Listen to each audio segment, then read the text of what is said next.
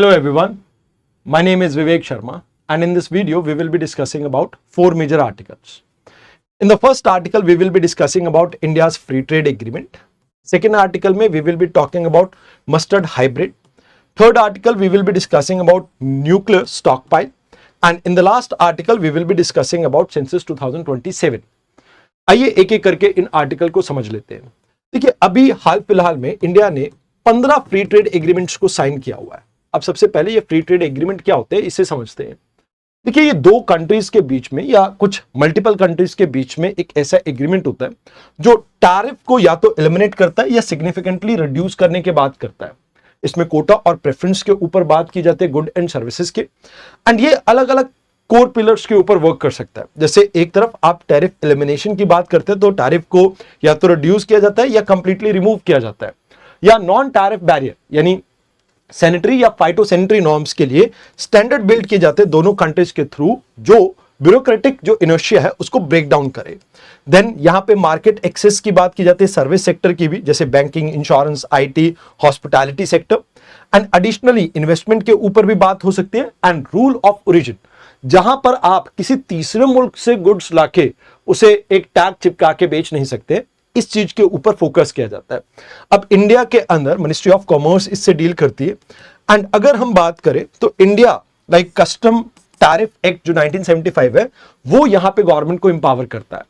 अब ऐसे 15 हमने फ्री ट्रेड एग्रीमेंट अभी हाल फिलहाल में साइन किए हुए हैं, जिसमें हम 27 कंट्री के साथ फ्री ट्रेड एग्रीमेंट में है और 9 एग्रीमेंट और आने वाले जिसमें 42 कंट्रीज आपकी कवर होने वाली है। बट इसमें कुछ प्रॉब्लम्स चल रही हैं जिसके बारे में ये आर्टिकल बात कर रहा है। बट इसमें आपको सबसे पहले समझना होगा ये फ्री ट्रेड एग्रीमेंट अलग अलग कैटेगरी के होते हैं। जैसे सबसे पहले प्रेफरेंशियल ट्रेड एग्रीमेंट, तो इसमें क्या होता है कि भाई आप टैरिफ लोअर करते हो कुछ लिमिटेड गुड्स के लिए। फ्री ट्रेड एग्रीमेंट में ब्रॉड रेंज ऑफ आपके गुड्स के ऊपर टैरिफ को रिड्यूस किया जाता है। कॉम्प्रिहेंसिव इकोनॉमिक पार्टनरशिप एग्रीमेंट के अंदर आपके service, investment, intellectual property right and economic cooperation के ऊपर फोकस किया जाता है।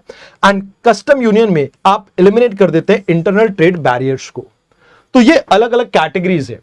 अब इंडिया के सामने क्या प्रॉब्लम आ रही है कि देखिए हमने फ्री ट्रेड एग्रीमेंट साइन किया बट उसके बाद से हमारा ट्रेड डेफिसिट इंक्रीज हो रहा है। खासकर यूएई, ऑस्ट्रेलिया, आप या यूरोप के साथ बात करें तो कई कंट्रीज के साथ हमारा फ्री ट्रेड एग्रीमेंट है। अब जैसे आसियान के साथ है, जापान के साथ है, साउथ कोरिया के साथ है, एंड कंटिन्यूसली इनके साथ हमारा ट्रेड डेफिसिट और ज्यादा इंक्रीज हो रहा है। देन यहां पे अगर हम बात करें इसके बेनिफिट्स को हमारे इंडियन एक्सपोर्टर यूज नहीं कर पा रहे हैं, बिकॉज यहां चाइना से लेबल होके, मतलब जैसे आपका आसियान के साथ एग्रीमेंट है तो चाइना क्या करेगा, आसियान में अपना सामान बेचेगा किसी भी एक कंट्री में, चाहे इसमें आपके सिंगापुर हो या कोई और कंट्री हो, वहां पर उसके ऊपर लेबल चिपकाया जाएगा मेड इन सिंगापुर और वो आपके इंडिया में पहुंच जाएगा। तो ये प्रॉब्लम आपको देखने को मिलती है और इसकी वजह से इन्वर्टेड ड्यूटी स्ट्रक्चर भी आपका काफी इंपैक्ट होता है। तो कहा जाता है कि भाई देखो इंडिया के अंदर इस वजह से मैन्युफैक्चरिंग भी बहुत ज्यादा ग्रो नहीं कर पा रही है, इन्वेस्टमेंट नहीं आ पा रही है। तो यहां कहा जाता है कि भाई देखो इससे बेनिफिट तो ये है कि आपको मार्केट का एक्सेस मिलता है, आपका ग्लोबल एक्सपोर्ट फुटप्रिंट इंक्रीज हो रहा है, बट उसके साथ साथ हमें जो इकोनॉमिक के साथ इंटीग्रेट करने का मौका मिल रहा है।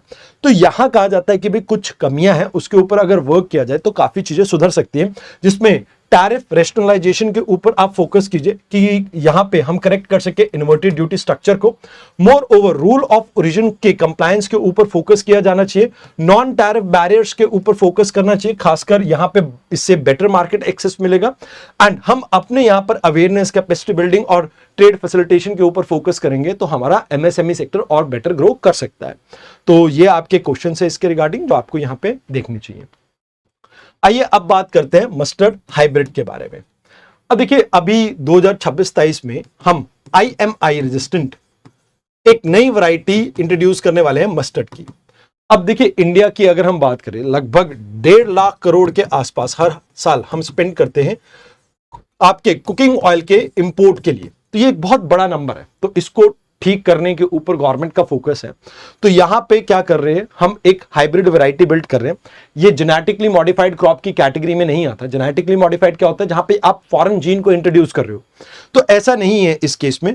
इसमें आप इंडियन मस्टर्ड के अंदर एक IMI हेर्बिसाइड के टॉलरेंट वैरायटी को इसमें ऐड कर रहे हैं और ये सिर्फ और सिर्फ इसके खुद के जीन के म्यूटेशन से आप इंट्रोड्यूस कर रहे हो। तो यहां पे AHA एस करके जीन है, जिसके म्यूटेशन से ये चीज पॉसिबल हो पाई है, जहां पे ये हर्बिसाइड टॉलरेंट बन पाएगा और हर्बिसाइड के स्प्रे से हम वीड्स को खत्म कर पाएंगे। तो एक्चुअल में इस म्यूटेशन के थ्रू हम यहां पे फोकस कर रहे हैं कि जो ओरोब्रांची करके एक आपका पैरासाइट है जो कि इसकी रूट में पनपता है मस्टर्ड की, और रूट की डैमेज करके ये लगभग 15 से 25% जो आपकी क्रॉप है उसको इंपैक्ट डालता है, उसकी यील्ड को रिड्यूस कर देता है 15 से 25%, उसको कम किया जा सके। तो मिनिस्ट्री ऑफ एग्रीकल्चर इसके लिए रिस्पॉन्सिबल है। ये नॉन जेनेटिकली मॉडिफाइड कैटेगरी में आती है। अब इसमें खास बात ये है कि भी अगर आप देखें तो यहां पे म्यूटेशन नॉर्मली भी आपकी नेचर के अंदर भी होती है, और जेनेटिकली मॉडिफाइड कैटेगरी में आप बाहर से कुछ फॉरेन जीन्स को ऐड करते हैं। तो इसमें आपकी जेनेटिक इंजीनियरिंग अप्रेजल कमेटी की अप्रूवल चाहिए होती है, एंड इसके लिए आपको किसी की अप्रूवल की जरूरत नहीं है। तो इसको अडैप्ट करना और अडॉप्ट करना दोनों ही आपके लिए इजी रहेंगे। तो कहा जाता है कि भाई यहां पे इससे आपके क्रॉप लॉसेस रिड्यूस होंगे, कहीं ना कहीं मैनुअल वीडिंग की जरूरत नहीं पड़ेगी, एंड आपके क्रॉप की प्रोडक्टिविटी इंहांस होगी।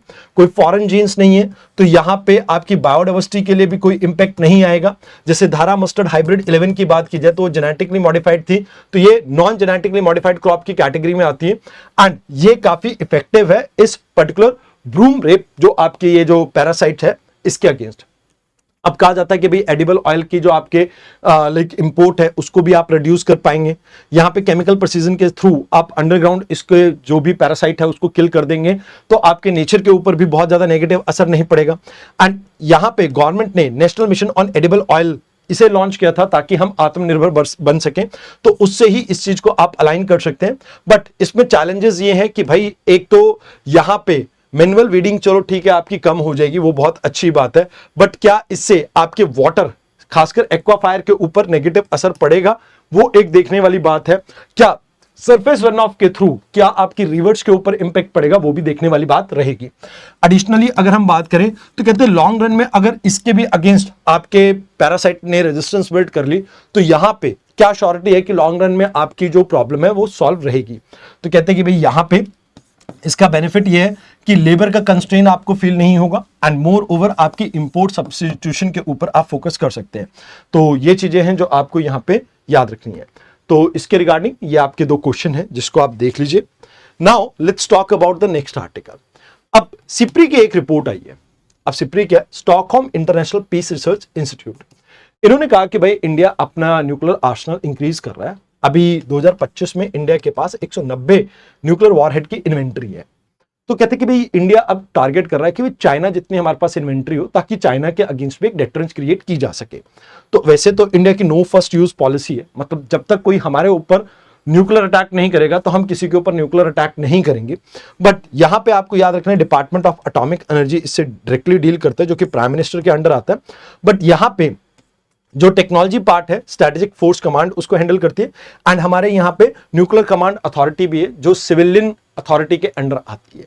तो यहां पर कहा जाता है कि भी एक क्रेडिबल ट्रस्ट हम यहां पे थ्रेट बिल्ड करना चाहते हैं कि भाई हमारे दुश्मन के मन में ये भय होना चाहिए कि भाई हमारे पास वो कैपेबिलिटी है, पॉलिटिकल विल है कि अगर हमें प्रोवोक किया गया तो हम न्यूक्लियर वेपन को यूज कर सकते हैं। म्यूचुअल अशोर्ड डिस्ट्रक्शन के ऊपर यहां पे मैट के ऊपर फोकस होता है कि भाई ठीक है अगर आपने मेरे ऊपर न्यूक्लियर अटैक किया तो नो वरीज आपके ऊपर भी अटैक हो सकता है, एंड यहां पर सेकंड अटैक कैपेबिलिटी बहुत इंपॉर्टेंट है। इसके लिए आपको न्यूक्लियर ट्राइड के ऊपर फोकस करना होता है, जिसमें लैंड वेरिएंट आपके पास अग्नि मिसाइल्स हैं, आपकी ये इंटरकॉन्टिनेंटल बैलिस्टिक मिसाइल की कैटेगरी में आती है।